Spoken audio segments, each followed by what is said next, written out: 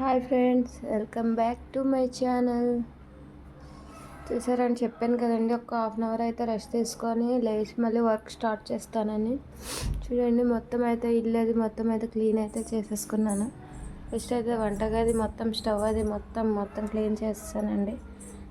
Daily అయితే ఇలాగే చేసుకుంటానండి. 9-10 వరకు అయితే నా ఇల్లు అంతా ముందైతే క్లీనింగ్ పని చేసుకుంటానండి. ఎప్పుడన్నా హెల్త్ బాగాలేకపోతేనే ఇలా ఈ వర్క్ అయితే డిలే అయిపోతుంది. చాలా నీరసంగా ఉండడం వల్ల ఈరోజు అయితే ఇలా వదిలేసాను. ఇప్పుడైతే మొత్తం నీట్గా చేసేసుకున్నాను. చూడండి, ఇలాగా బాగా కోల్డ్ అండి, అస్సలు ఊపిరి ఆడట్లేదు. వాయిస్ కూడా మాట్లాడడానికి కూడా రావట్లేదండి. పిల్లలు కూడా భోజనం పెట్టేసి పడుకున్నారండి అవతల పక్క బెడ్రూమ్లో.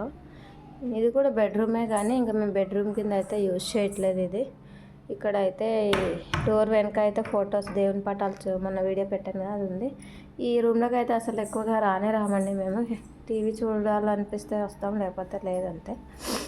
ఎక్కువ అయితే అవతల పోర్షన్లోనే ఉంటాం మేము ఎక్కువ.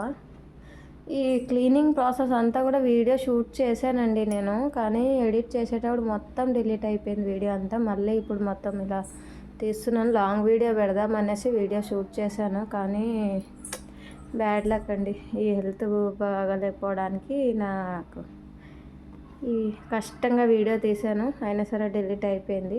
ఈరోజు నాది కాదండి ఈరోజు, అందుకనే ఇలా జరుగుతున్నాయి అన్నీ. క్లీన్ చేసుకున్న అంట్లు అవన్నీ కూడా సర్దేసుకున్నాను. ఇది మొత్తం కూడా క్లిప్ అయితే తీసానండి. ఏంటో బ్యాడ్ లక్ ఈరోజు. ఎండ చూడండి బీభత్సంగా ఉందండి.